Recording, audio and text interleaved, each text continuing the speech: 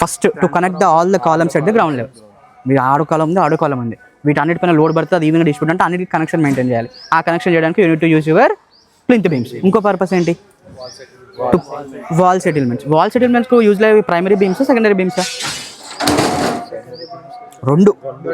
రెండు యూజ్ అవుతాయి. కానీ సెకండరీ బీమ్ మనం కావాలని ఇస్తాం, ఎందుకంటే అక్కడ వచ్చిన వాల్ని సెటిల్ కాకుండా ప్రివెంట్ చేస్తాం. ఇంకో పర్పస్ ఏంటి? To transfer entire super structure load to the neck column లేదా ఫుటింగ్. లోడ్స్ అనకండి, ఎంటైర్ సూపర్ స్ట్రక్చర్ లోడ్. ఇంకా ఆ ఎంటైర్ సూపర్లో ఎన్ని ఫ్లోర్స్ ఉంటాయి అన్ని ఫ్లోర్స్ కిందకి డిస్ట్రిబ్యూట్ చేయడానికి యూజ్ చేస్తారు. ఓకేనా? మీకు మన కండిషన్ ఏంటి? యాజ్ పర్ క్యూఎస్ ప్రకారంగా మనం ప్లింత్ బీమ్స్లో సెకండరీ రీఎన్ఫోర్స్మెంట్ వాడొద్దు, ఫ్లోర్ బీమ్స్లో మాత్రమే వాడతాం. ఇక్కడ వాడింది మనకు కంటిన్యూస్గా వాడిండా, పార్ట్స్గా డివైడ్ చేసిండా? కంటిన్యూస్గా అంటే that's also comes under your primary ball. అది కూడా primary ball. G+2 G+3 building ఉంది, కాలం టు కాలం స్ప్రింగ్స్ మీకు 30 ఫీట్ వస్తుంది, ఒకటి 28 ఫీట్ వస్తుంది. అంత లోని బేర్ చేయాలంటే ఉన్న ప్రైమరీ రీఎన్ఫోర్స్మెంట్ సరిపోవట్లేదు.